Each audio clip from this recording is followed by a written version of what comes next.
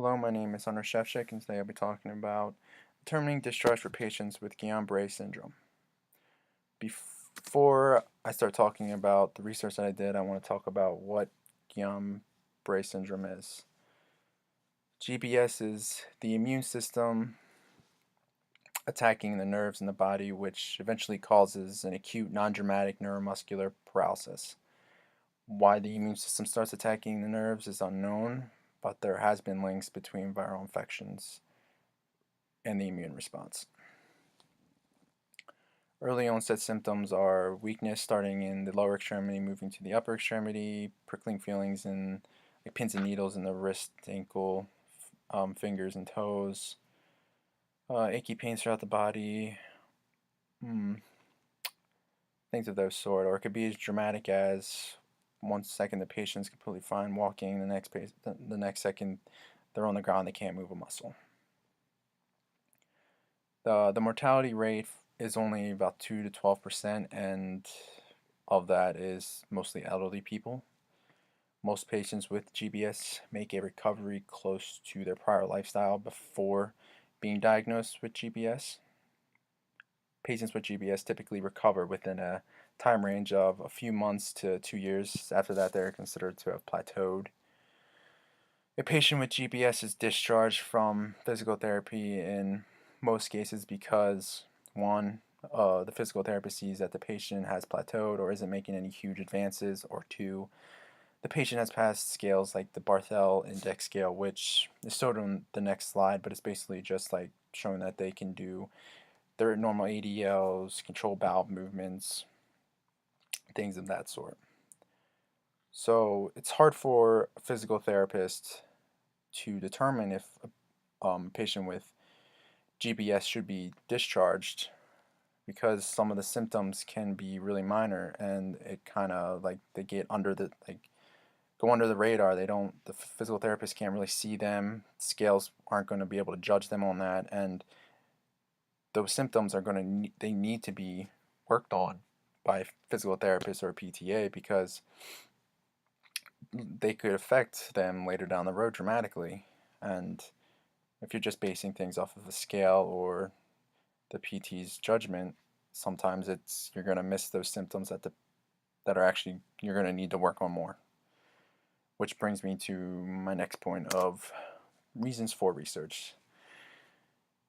It's so the researchers wanted to use digital gait analysis to show that there was still room for improvement in a gait pattern or lower extremity strength with patients suffering from mild symptoms of Guillain-Barré. The goal is for physical therapists and physical therapist assistants to not use scales to determine whether or not a patient should be discharged, and to allow the patient to further their treatment. So the study group was on a 34-year-old man treated with intravenous immunoglobulin interventions 2 days after admitted to hospital, and he was on that for 5 days. This is one of the only techniques to slow the progression or halt it that they have out there right now. He was discharged home from the hospital 3 months after admissions. After that, he was receiving physical therapy twice a week for 45 minutes for about 7 months, and this was all prior or before the study started, that the research started. So the means of measurement. Okay, so the patient had sensors put on their lower extremities, on their greater trochanter, tibial tuberosity, lateral malleolus, and their fifth metatarsal. Those sensors were picked up by cameras to give a 3D image into a computer program that would determine if there was a normal gait, where like the faults were, and everything like that.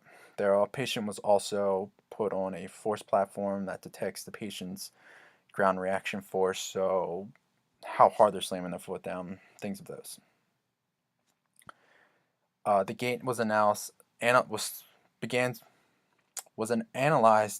at month 10, and at month 20. So month 10 after diagnosis, and again at month 20 after diagnosis.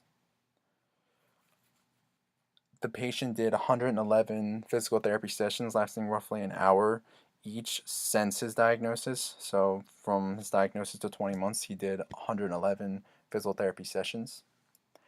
During the treatment, the patient did closed chain, eccentric, that's concentric exercises, and aerobic training.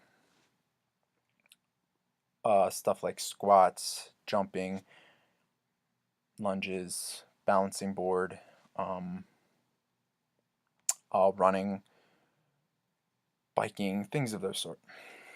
So the results were at the 10-month marker, the patient considering that the patient at the 10 months after being diagnosed, the physical therapist before the study started were considering to discharge this patient.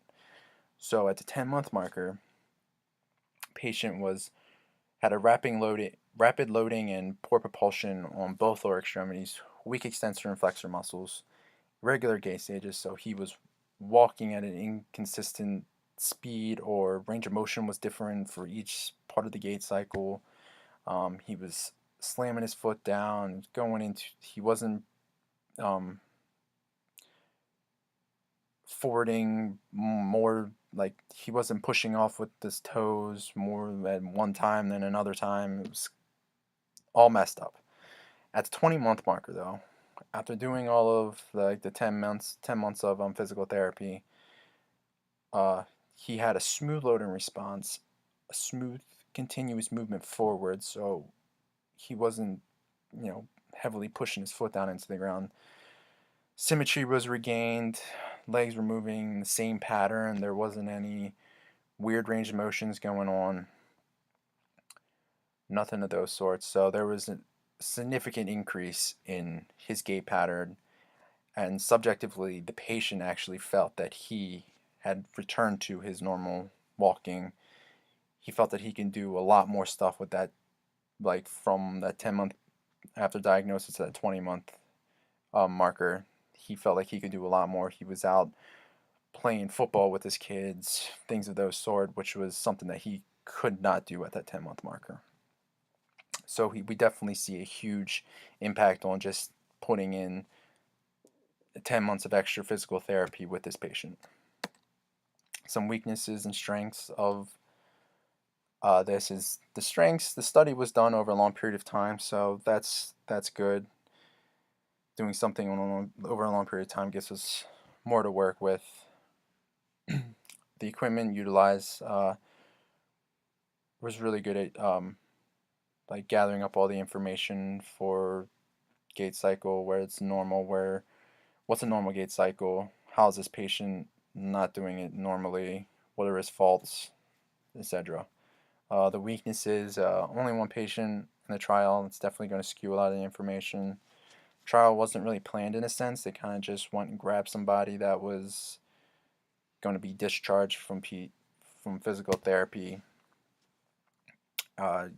Yeah, so that really it just wasn't planned.